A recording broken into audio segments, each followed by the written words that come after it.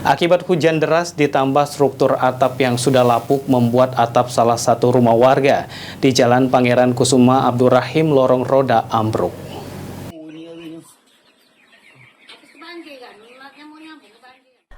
Hujan deras yang mengguyur wilayah Kota Palembang beberapa hari terakhir menyebabkan atap salah satu rumah di Jalan Pangeran Kusuma Abdurrahim Lorong Roda mengalami ambruk.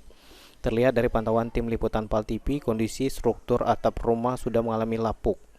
Pemilik rumah Nyayu Aziza mengatakan peristiwa tersebut terjadi pada saat musim hujan, lalu tiba-tiba ambruk. Tidak ada barang yang hancur akibat peristiwa tersebut. Dirinya berharap agar pemerintah dapat memberikan bantuan agar bisa memperbaiki atap rumahnya yang roboh. Jangan berapa hari ini hujan.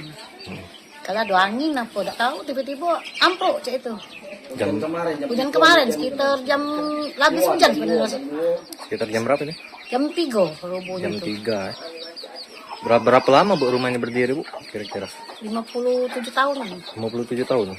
Ibu tinggal di sedikit Bu, harapannya Bu. Minta bantuan pokoknya supaya pacak direhab lagi. Mendak cepat benari, dak cetegok kami bocor cancurnya memang. Kalau dewek tak mangun, tak ada duit kami ini. Sehari-hari sebagai apa kita Bu? Aku dah kata gawe, bapaknya juga lah kata gawe.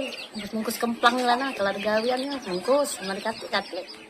Sementara itu, Ketua RT 18 Muhammad Rashid mengatakan dirinya sudah berkoordinasi dengan pihak terkait untuk meminta bantuan atas rumah salah satu warganya yang mengalami musibah.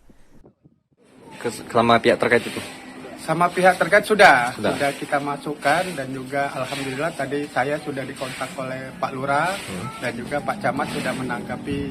Mudah-mudahan kami mohon secepatnya bantuan tersebut bisa terrealisasi.